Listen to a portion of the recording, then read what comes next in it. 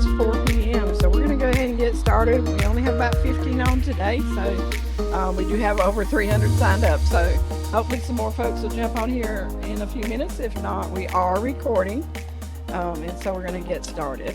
So you are joining the teachers and support staff middle of year process for 21-22. And this is your middle of year check-in processes in the North Carolina Educator Evaluator system. I have linked our slides for today. If you'd like a copy, just click that link and then you can save yourself a copy of today's slides. Sometimes people like to open those and take notes on the notes part of the slides, but make your copy first. We are in Webex meetings, so a little bit of housekeeping. Oh, I got my little system's throwing notes at me.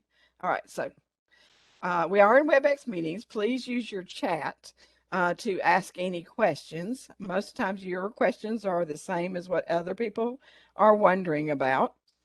One of those we've already received is, will there be a certificate at the end of today's webinar? And we'll give you a link to the feedback survey at the end of today's webinar. And to get your certificate, you must complete the feedback survey. And the last couple questions are, do you want to receive that certificate for 0.1 CEUs to turn into your district for approval? You have to complete those last couple questions. If you have a private question, I'll go ahead right now and open my Q&A just in case.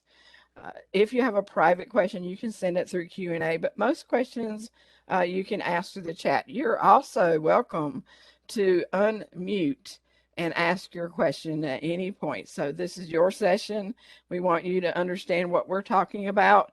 We will be staying in the slides a lot, but we'll jump over to the live side, especially if you have a question about what it looks like on the live site.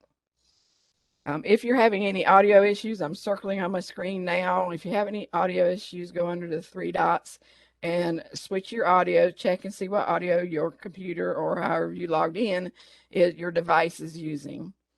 If you need closed captions to appear, those are available now under this little robot looking man, Martian man, and the little closed captions talk bubble. I am Cammie Nairn. I work for NCDPI in the Digital Teaching and Learning Division under Home Base, where I manage your teacher evaluation system, the NCEES product. I don't know if Dr. Sachs is going to be available to join us today. I think he might be on. Yes. Yes, Robert, Cammie, would you like to say hi? Sure. Hi, everybody. So I support the policy side of the educator evaluation system. So Cammie and I work very closely together to make sure that you have everything that you need, from the policy information down to the technical parts that Cammie covers. So I'm glad to be able to be with you this afternoon. Great. Thank you, Robert. And also joining us today is my colleague on my team, Audrey Long. I'll let her say hello and introduce herself. Good afternoon. I'm Audrey Long, and I'm with DTL. With learning.com, project manager for learning.com, and I always enjoy assisting Cammie with her Tuesday webinars. So glad to have you here and glad to be here. Thank you, Audrey.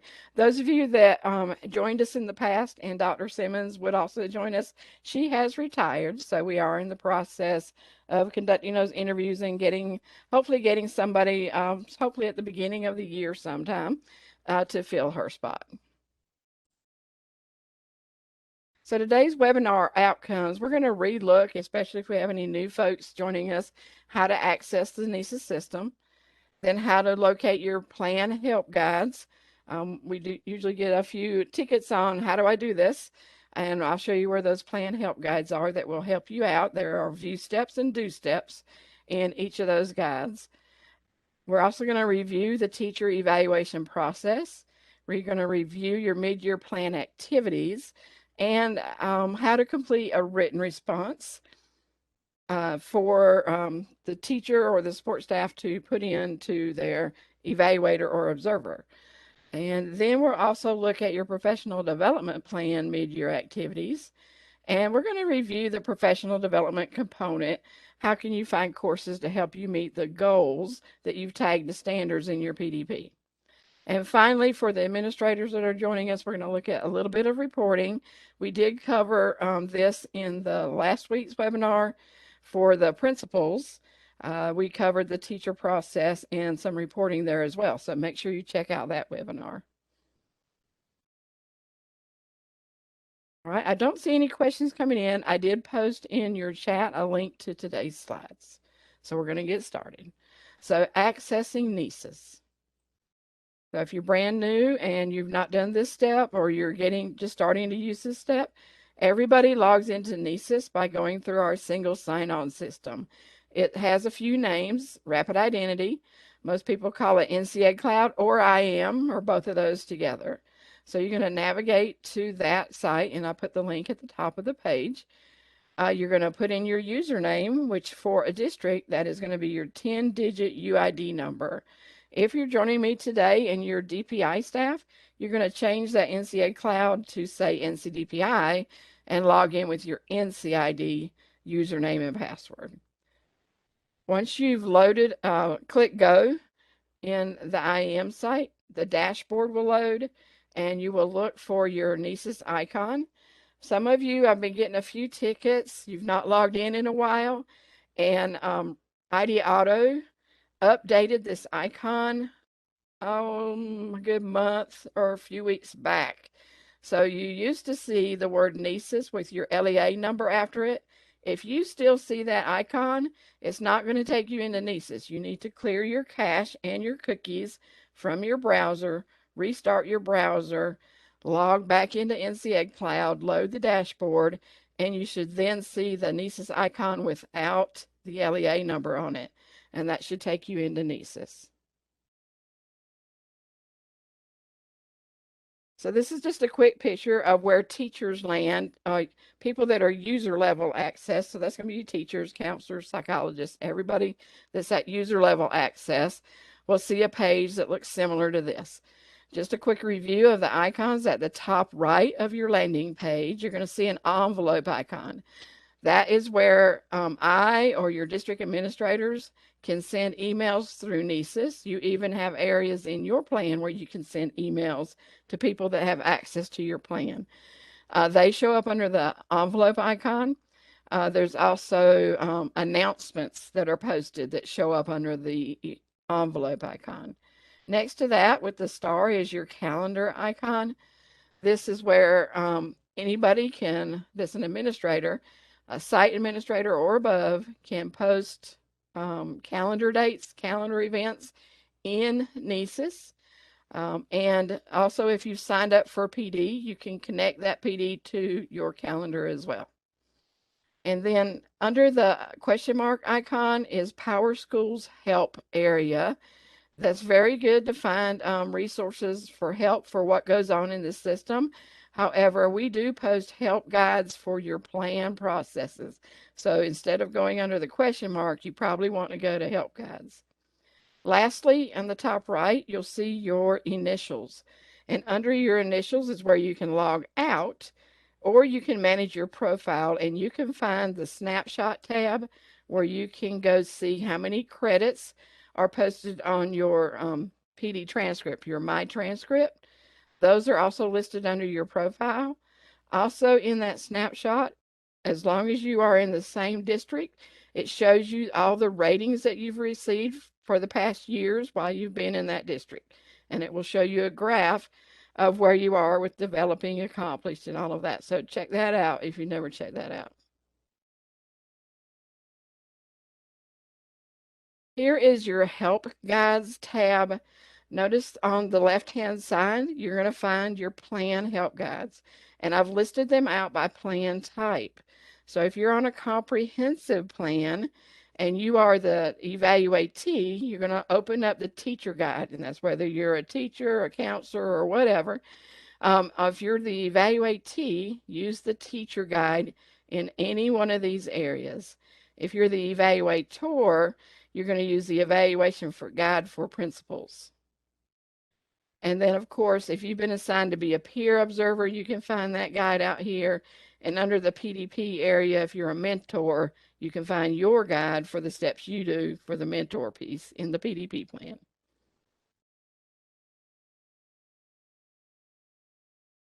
All right.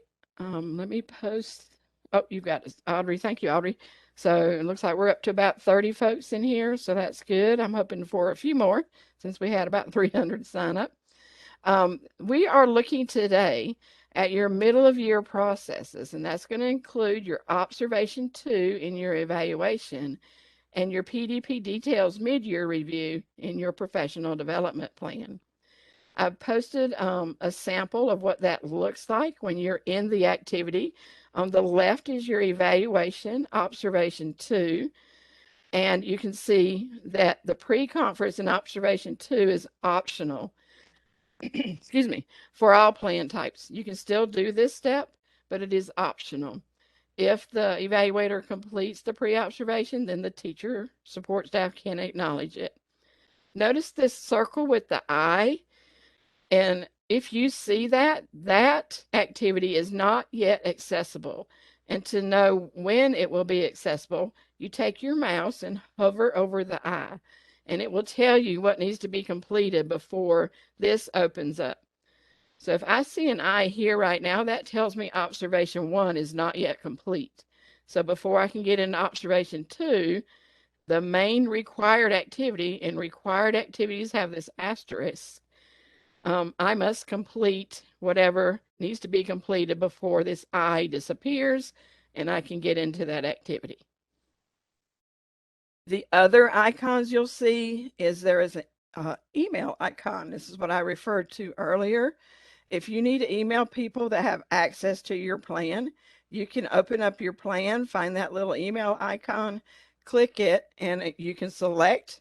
It'll give you a list of everybody that has access to your plan. You can email all of them or just check the ones you want to email and email through NCEES. That's found in the PDP as well. The PDP also has a printer icon, so you can print PDP activities wherever you see the printer icon.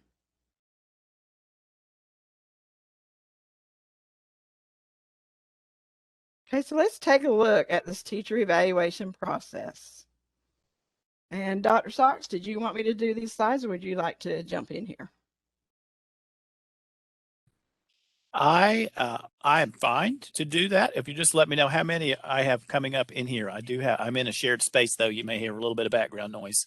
Okay. I think it's about 4 or 5 slides. Okay, so the biggest thing to keep in mind with the educator evaluation process is that the goal is growth and improvement. What we're trying to do is identify and support for teachers what they're doing well throughout the year when you are observing, and the mid-year is an opportunity to check in with the teacher and see how they are doing. And so the professional development plan or the professional growth plan is a part of that work as well. So those two things work together to support the teacher. So keeping in mind that it's about support, formative assistance, and growth, and that we actually don't do the evaluation piece until the end of the year after all of the data is collected. So if you look at the 4-step process, which is 8 components, you can see here we're in step 3, which is to talk specifically about those observations. And you know that the formal observations need to be 45 minutes or an entire class period. We do have some requirements. Teachers with less than 3 years of employment have to have a specific number of observations, and those have to be conducted by, in particular, people, and the evaluation is by the principal at the end. That's why you have some teachers that are on comprehensive and some teachers that are on a standard and some teachers that are on the abbreviated. For those teachers that have been employed for more than 3 years, an abbreviated cycle is appropriate, or a standard cycle. In that cycle, standard cycle, one has to be formal, usually the first one. And in the abbreviated, there are 2 observations, and the abbreviated is on standards 1 and 4. Next slide, Kami. So this is a table that shows the expectations of how many observations for each of the cycle types. So you see for the comprehensive, there is a requirement for 4 observations, one of which is a peer observation. For the standard, there is a formal observation as well as 2 additional observations. And then for the abbreviated, the observations on standards 1 and 4. And as I mentioned earlier, what we're trying to do is collect data throughout the year, and all of that data at the end of the year is considered for the evaluation at the end. So each of those observations is represented on this slide by the little person with their checkbox. And so in each observation, when you step into the room to visit and collect that information, you're collecting information, you're providing formative feedback to the teacher, and all of that collection of data on the rubric gets assembled and held in the system until the end of the year. And then at the end of the year, all of those sets of data are made available so that the evaluator can assess the final ratings for each of, for the end of the year. There is a misconception that observations are evaluations, and they are not. Teachers are evaluated at the end of the year when the summary rating form is completed. The observations are just that. They're observations where there is an inventory of information collected on the rubric, and that becomes a part of the observation and drives that formative feedback that the teachers receive during the post-observation conference.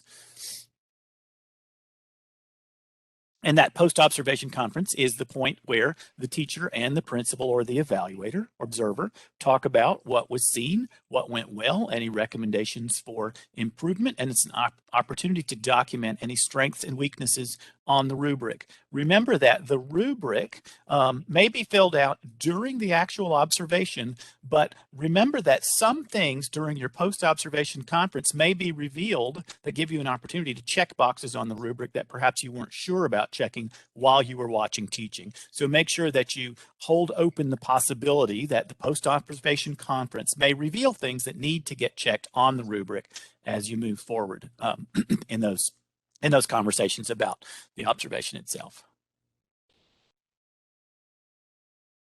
So we do have some resources available to help support you in those post-observation conferences.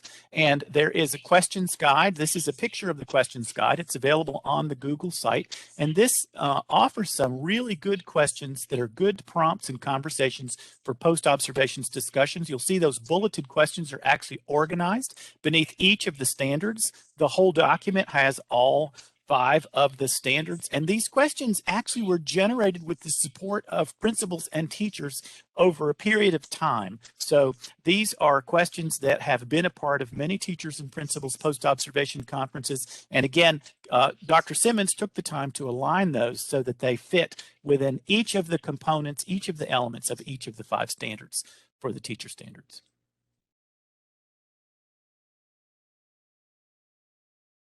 So as we think about the conversation during that post-observation conference, it's really expected that the teacher and the evaluator are really in a dialogue. It's an opportunity for the observer to talk about what they saw, and also for the teachers to talk about things that they felt that they did well, things that they anticipated that perhaps they could do better. The post-observation conference really should be about what was seen during the observation, what kinds of things within the individual descriptors and the individual elements were seen. But the post-observation conference is not a time to talk about the teaching in terms of the rating categories of developing, proficient, accomplished, or distinguished. Because remember, the teacher is not rated and evaluated until the end of the year. It is impossible to determine if a teacher is developing, proficient, accomplished, or distinguished from a single visit to classroom instruction. You have to have at least 2 observations before you can begin to make that assessment. And the assessment, that is the evaluation that provides those ratings, does not occur until the end of the year. There is not a single observation that drives the ratings. And a rating, the evaluation, requires at least 2 observations. Even in the abbreviated that has the least number of observations, you have at least 2 sets of classroom data that are informing the decision about the overall ratings. So you will notice when you pull up the rubric that in addition to the rating categories of developing, proficient, accomplished, or distinguished, we have added a category that identifies or describes each of the columns. The first column of the rubric is really talking about knowledge. So rather than say to a teacher, you were only developing in this first observation, what you might say is, I saw lots of evidence of your knowledge because I was able to check a lot of those descriptors. But as I moved to the next column, I didn't see as much evidence of action, and I was not able to select as many of those descriptors. That helps the teacher to understand that what they need to fix is to provide more action or more demonstration of interaction with the students rather than the rating categories of developing, proficient, accomplished, or distinguished. Thank you, Dr. Stocks. Sure. Does anybody have any questions before we move on to the system side of the steps for the mid-year?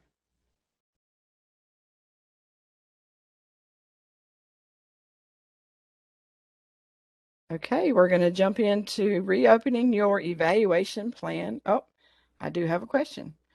It says, do all the boxes have to be checked? No, there is an assumption that as you move forward in the rubric, that it is likely that during an observation, you would have seen at least one thing within each of the elements. So you will not be able to proceed through the rubric and finalize if you have not checked at least one item within each of the elements. So let's say that you are a peer observer and you're doing a peer observation and you have agreed as a part of that peer observation that you're only going to observe for standards 2, 3, and 4. You're not going to look for standard 1 and you're not going to look for standard 5. Because you wouldn't be checking anything in those boxes, the system is going to assume you made a mistake if you don't check any of those boxes. So in that case of the peer observer, you would want to mark something, those items, as not looked for. That way, the system notices a box has been checked, the not looked for box, and you can move forward. But this is an inventory. You're just going to check the things that you saw. You're just going to check the individual boxes of the individual descriptors that you saw in place. And if it was only one for an entire element, that's okay. But you need to check at least one box within each element in order to move the system forward. If you're unable to check at least one box, then you need to check the not looked for or the not demonstrated box. I hope that helps, Cami. It does very much. That's a very good explanation. If you do check the not demonstrated box because you were looking for this and they did not demonstrate it, then it opens up another little comment box where you must put in a comment on why you check not demonstrated. Okay, thank you. I did have one other question from somebody that came in a little late. Did I miss anything that we can't glean from the slides? So no, and we are recording this, so you will have a chance to go back and rewatch what we did at the beginning of this webinar. You're welcome. All right, so we're going to jump over to the NCEES system side. And here we're looking at NCEES. And don't pay any attention to the dates because it still looks the same. When you click to go to your evaluation, if you are the evaluatee, you're going to click on My Evaluation. Your current evaluation tab will be highlighted with this blue line and active. You're going to click on the title of your plan to open it back up. If you are the evaluator, you're going to click on Staff Evaluations and go through the list or search for the name of your staff. Click on their name to open up their plan. Just a quick review of the icons in the plan in the staff evaluations dashboard. If it is a gray circle, the activity has not yet been started. If it's a 3/4 blue circle, your activity has been clicked into, so it is now in progress. If it is orange, it means something is incomplete, and there's 2 reasons why it's incomplete. You've been working in it, and there's one final step. Maybe you need to mark complete to get the green check. So it's waiting for that, and it's turned orange. Or you had a green check, and it was complete, but something needed to be fixed, and you had somebody with reopen rights reopen the activity. Reopened activities will turn orange. And then you must close the reopen activity to get your green check back. So let's look at completing your middle of year activities. So we are in this red box. This is where we are in the process with each plan type. This box shows you what all activities must be completed before the end of year summative evaluation for those ratings container is opened.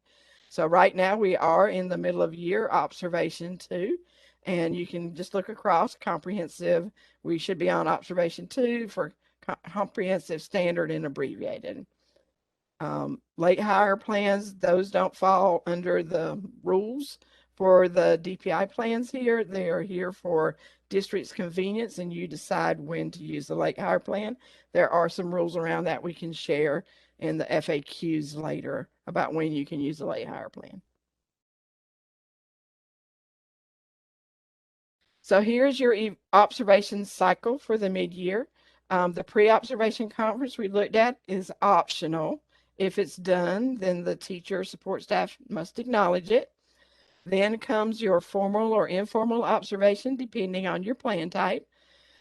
Fourth is the post-observation conference conducted by the observer or the evaluator. And then finally, the post-observation teacher acknowledgement. The written response can be accessed by the teacher or support staff at any point in this plan. If a written response is submitted, the evaluator or observer does get an email. They must provide a written response acknowledgement. And then finally, once everybody's good with all the steps have been checked and signed off on, the evaluator or observer can lock the whole activity for observation 2.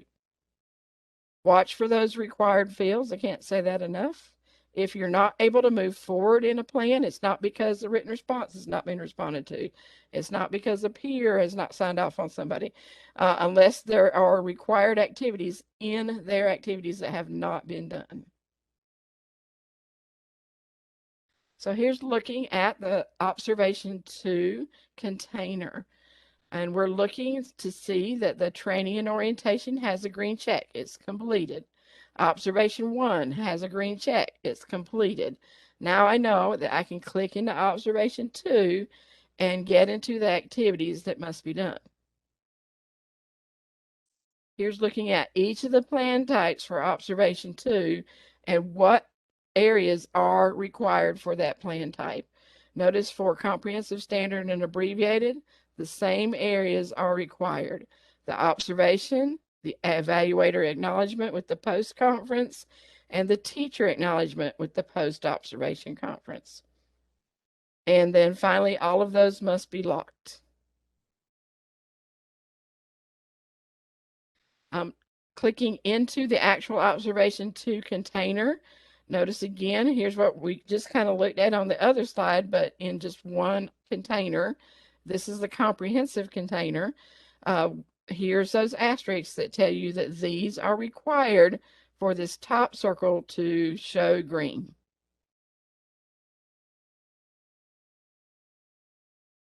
A little note on staff acknowledgments. Observations require that the evaluator and the teacher acknowledgement signatures that the observation conference activity had taken place.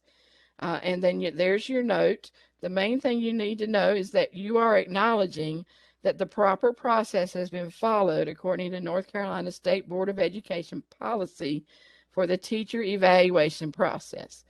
It doesn't mean you accept the results or the conference discussion. That's what you have the written response for, so that you can follow up with supplying artifacts or response to that observer or evaluator. Any questions about acknowledging?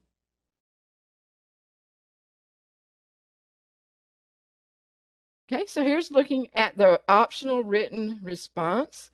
So this is for the teacher or support staff to do. If you have a written response, you can do this at any point in the activity container time period. You click into it and you can edit your written response. You can include comments and attachments. You can also attach artifacts. So there's an area for artifacts. Once you do complete a written response, a reminder that it does email the evaluator, and then they must acknowledge the written response and change that no to a yes.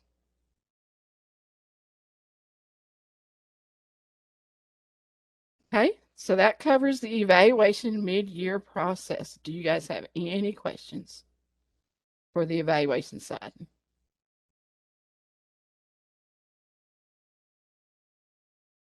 Okay, I'm not seeing anything in the chat, so we're going to move on to the professional development plan.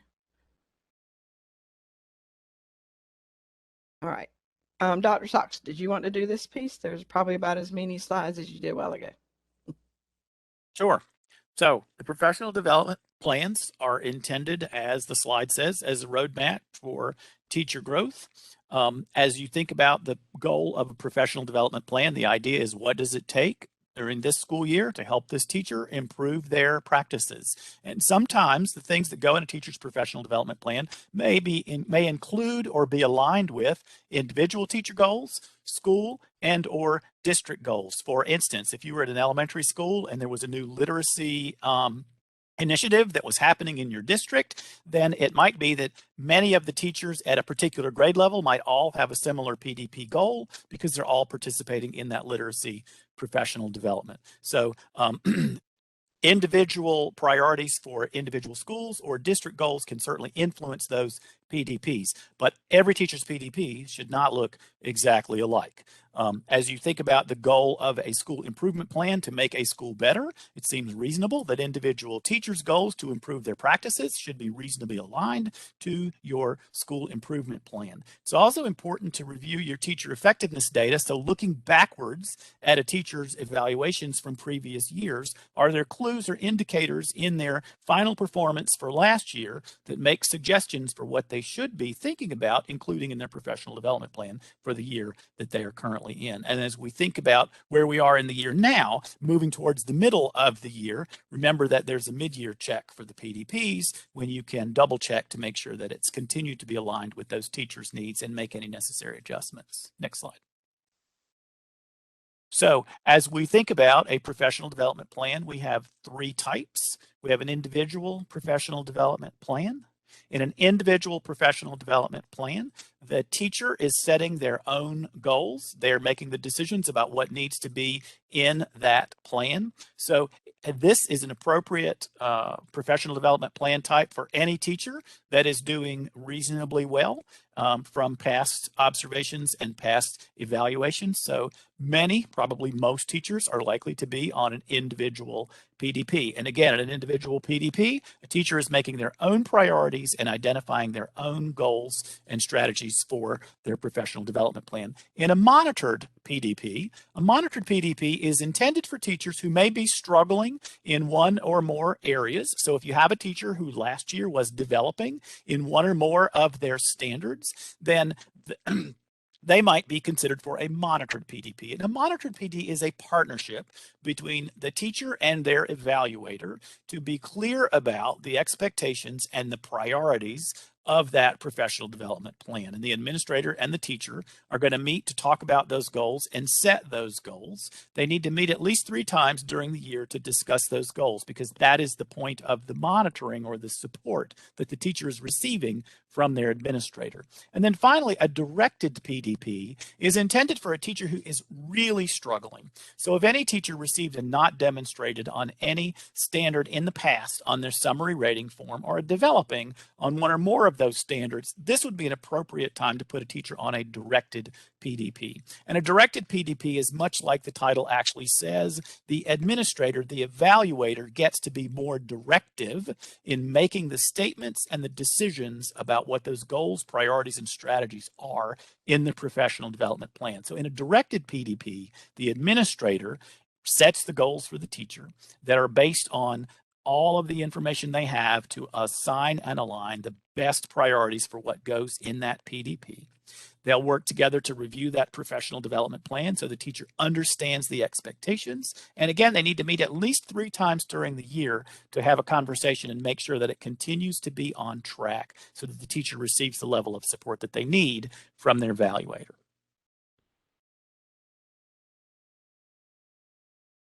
Okay. So, go ahead. I think that's, yep, it's my turn. Okay. All right. Thank you, Robert. All right. So this is your PDP review cycle. The teacher actually starts off the PDP review with the PDP details. So you must fill in the data required there.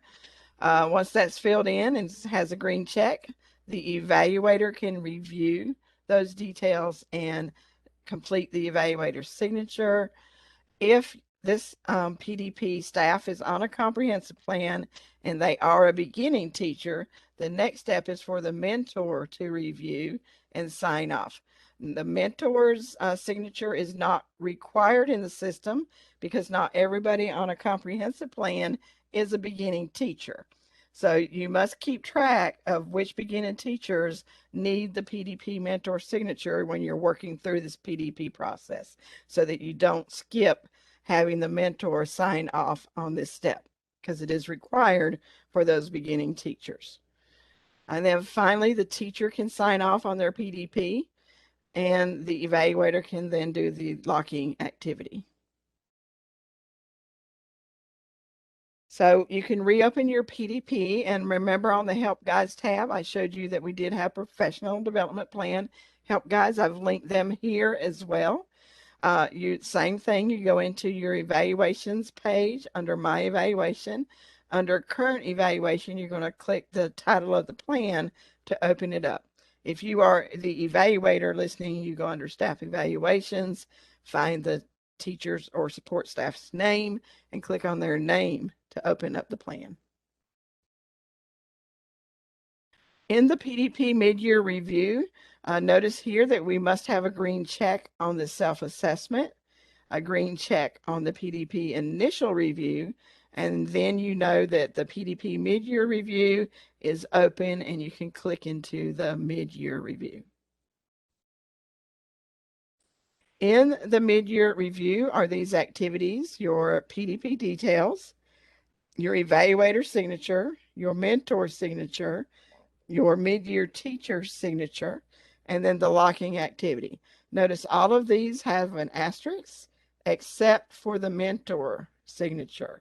There is a note out here that the mentor signs, especially if they're required for beginning teachers. So make sure this step gets a green check if this is a beginning teacher PDP. When you click into the PDP Details Mid-Year Review, you're going to click New to complete the data that should be completed in this container. Here's just a picture from the help guide of the different steps that you're going to complete when you open up that PDP Details Mid-Year Review. You're going to enter evidence of progress towards specific standards of elements to be addressed or enhanced. You're going to answer yes or no to has student growth been reviewed. You can enter comments and you can attach files. And then you click Save to keep the window open for editing, or Save and Exit to complete the activity and return to the main activity. Then you're going to scroll down to enter any new teacher strategies for mid-year. So this is optional. You have set your goals probably at the beginning of the year, but now's a good time to add any additional goals that have been identified, and you can enter those into the teacher strategies mid-year. If you open the teacher strategies to add an additional goal, remember that each of these areas inside the goal, the activities and actions, the expected outcomes, resources, and timeline are all required. You can't hardly see it in the screenshot, but those should all have asterisks on them, and they are required to be filled in. Once you've got your new goal set, you can then click Save or Exit.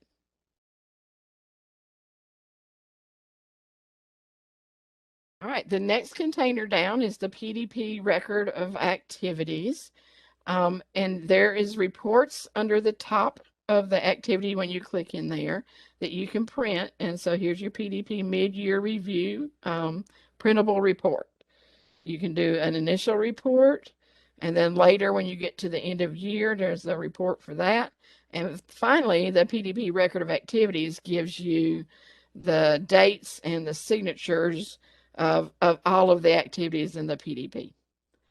If you look in the background of this screenshot, there is a teacher background area.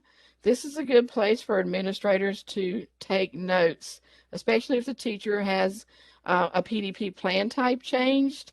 It's not always really noticeable until you run a report. It does say if it's monitored or individual.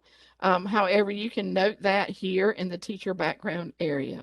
It's also a good place a lot of districts put if their teacher had to be out on leave for a month or two, so they can come in here and put those kind of notes. Rarely do people use this to actually put teacher background information. This area, many of our districts use for important notes that need to be documented in the PDP.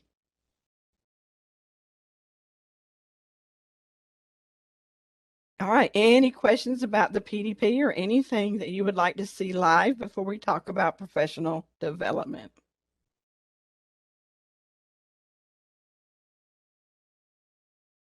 Okay, not seeing any questions. All right, so I am going to show this live. So professional development, if you've joined any of my webinars talking about how to find professional development, you may know about this already. But if you are looking for professional development, you're going to click on professional development, and we want to find courses that are aligned to standards because we're trying to grow our knowledge to meet our goals.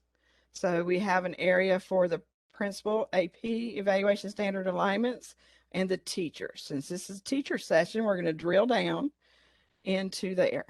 And then notice you can drill down one more time, and you have each of the elements. So if your goal overall is for all of standard 1, you could click this available button.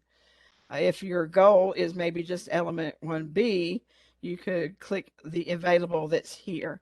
You can drill down farther, but it really doesn't give you any additional information there. The explore buttons do not do anything in North Carolina. We don't use those explore buttons. So use the available button. So if I click on available, and we have lots of courses that would meet the different standards. However, our course builders must tag the standards for them to show up here. So you will find courses that have been tagged to a standard. But if you ever want to just go through the whole list of our courses and find some with your observer that would work, then you can do that as well. So they don't have to be tagged, but this is a good way to find courses that are tagged to a standard. So you just come in here and find your course, and of course you click into it to start it. And I would click start if I wanted to start this course. Up here, if I'm looking at this course and it sounds interesting, but I don't know if I want to start it yet, I can pin that course. And then when I go to my courses,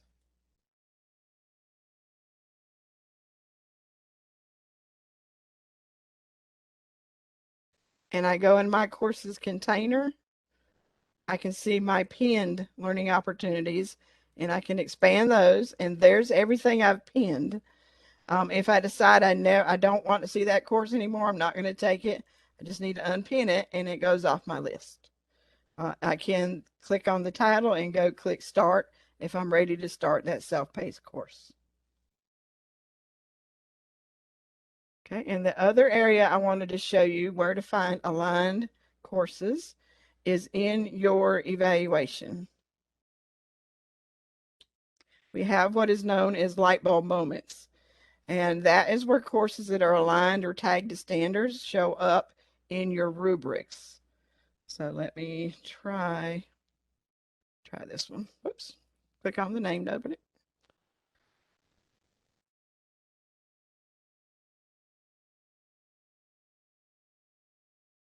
And, oh, I might can get into it since I'm statewide. Let's see. See that I there at your level, you wouldn't be able to open this. That one's not a good one. It's not going to show me the. Try a different one.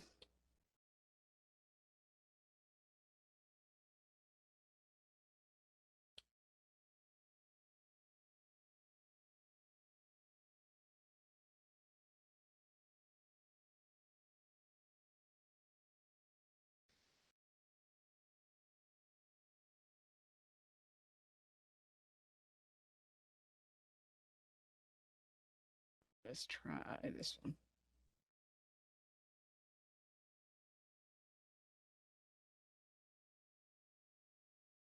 Okay. So I don't know. I'm gonna try to zoom in so you can see this.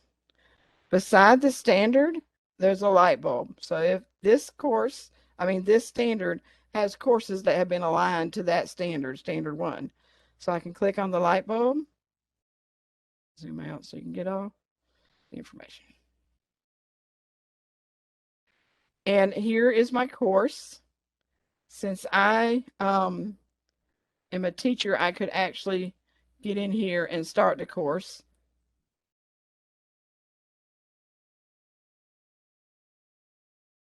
I click on it, it takes me there, and I can start my course, and it will open up.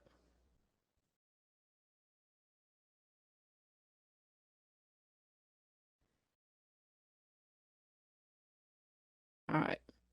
So it looks like that might have changed because used to it would say you could register for it. So let me check on that with PowerSchool. Looks like now you can click on the title of the course and start the course.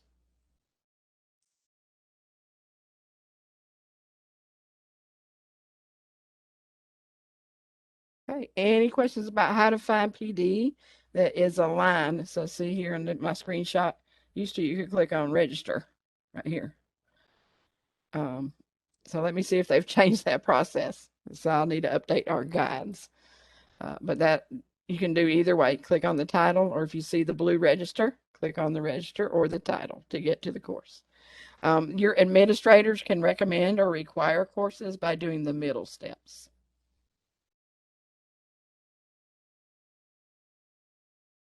All right, so some resources for you. We used to have rt3nc.org. It is now ncvps.org. This is where NCVPS has a bulk of the courses from DPI.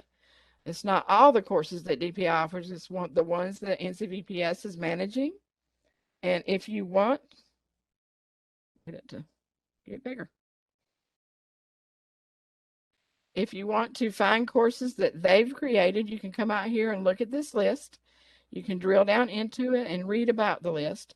You're going to need to know the title. I don't know if they put the course numbers out here, but if you have the title, then you can go back to NCEES and do the professional development search bar and search for your course and start it or register for it if it's instructor led. Also, I every quarter will go and download all the courses we have active and published in NCEES, and I post those out here on our NCEES Google site. So it will take you to this page. It's on underneath online tool resources, the NCEES professional development. And if you'll scroll down on that page, you'll see the beginning of the spreadsheet. To see the full spreadsheet, over here in the top right corner is a gray box. Click it to expand the spreadsheet. And then you can scroll through this or make a copy of that. So do file, copy, and save yourself a copy if you just want something you can edit and scroll through at your leisure. Because you won't be able to filter the view only document. But it has the list of the course number, the course titles, the course alignments, the aligned subjects, aligned competencies, things like that, and what the credit types are that you can earn.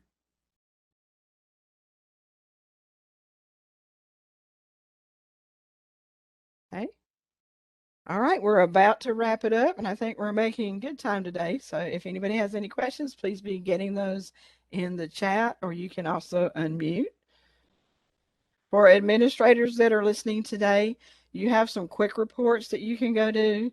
That is your evaluation completion exception report. Where's everybody at in the status? Are they complete? Are they in progress? Is it pending completion? Things like that. So it's a very good report to run under reporting. Choose the module quick reports. If you want a list of what all these reports are, click the word here, and you can get a list of the explanation of all these reports. Also, under quick reports is the activity lock report. This is actually showing the evaluation completion exception report, what it actually looks like. Completed, not started, things like that, all the way across. Very good report. New last year is this GP status. It's also under reporting. When you first get on that page, it is already on GP status report. If you're a district administrator in your district, you can run a report for your whole county, or you can do the little drop down and just run by school. And so you can do that either way. If you're a site administrator, like a principal, you will just have the selection for school, and then you would just have a list of any school that you have access to. This is really not a good report for printability, but it is a good report to get percentages and also individual information at a glance. So I have 4 people on my abbreviated plan that I ran this GP status report. 2 of them are in progress. 2 of them are complete with the plan. And then I can scroll down into each activity and see where they are at in each activity. I can click even further into there and get individual stats and names of people that have not completed a certain step. So it's a very good report just if you want to go look and see, or if a superintendent wants some percentages, that's a good report to go look at. All right, so we are here at the end of our session. Thank you for joining us today. Do you have any additional questions? And while you're thinking about that, I'm going to go through the last final slides.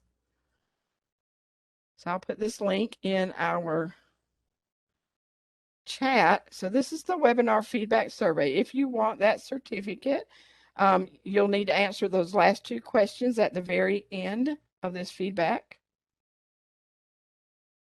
Please do fill out the feedback, even if you don't want the certificate. We do learn for what you want out of these webinars.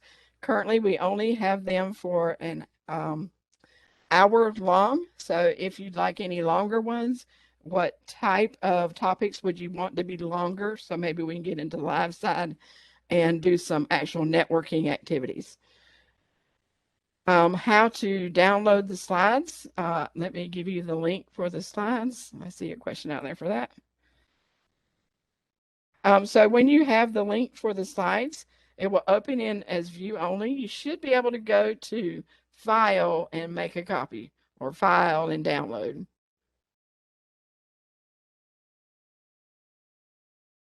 All right, so y'all let me know if you cannot access that feedback. You do get a 1-point CEU general credit type for this hour. You must turn that in, print it out, turn it into your district, follow your district processes. We cannot approve that you receive that CEU. We can give you the certificate for the CEU. You turn it into your district, and they are the ones that approve it and decide whether it stays as a general credit type or can be applied to a DLC or other credit type. This is a link to our Google site. Lots of good information out there. If you want the manuals for if you're a teacher or if you're one of the support staff roles, if you're a principal, the webinars are out here. That spreadsheet for all the courses are out here. Go check out this site. And when you click into like teacher, scroll down the page. There is a lot of information out there that are resources for you. We also have a NCEES YouTube playlist that is linked in the slides here. Put that in the chat, and we're getting ready to wrap up.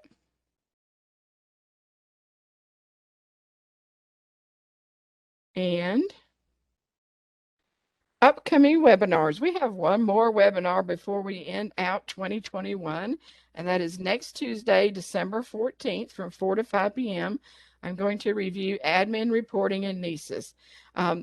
If you're an administrator, this is a good webinar to join, especially as we plan for what needs to be run before we close out the year next year. I see it. Thank you. You're very welcome. If you missed last week's webinar, I put the recording and presentation link on this slide.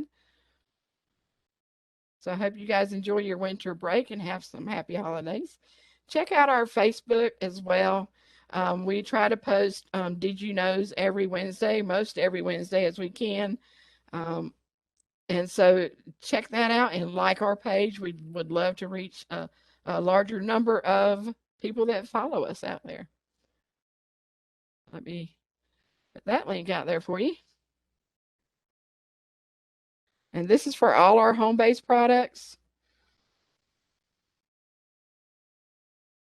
So Canvas is out there, SchoolNet posts out there, PowerSchool occasionally posts out there. So a lot of good news on that Facebook page, especially every Wednesday. You should get some updates. I won't go through all this. You can read this. This is your contacts for NCEES, your advisory representatives from your districts that meet with us quarterly at DPI. And then on the left is, please check out your list out here of who is listed as your contact. This is where we do go by this list. So when I'm emailing like about the recent district administrator updates, I emailed this list and I got a lot of bounce backs. So please go check out your list and make sure we have the correct people as contacts for NCEES for your district. And of course, we have our support desk ticket portal. Teachers and support staff, you contact your principal contacts the next person up with NCEES, and there should be a NCEES lead at the county level that can open tickets. So they would open the ticket for you. So check out the process for that, and whoever is your person that can open tickets. All right, so I'm gonna hush just a minute and see if you have any additional questions.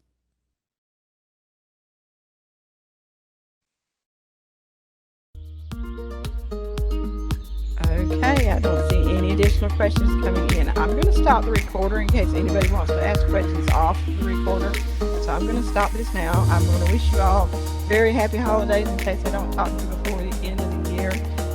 Thank you for joining us today.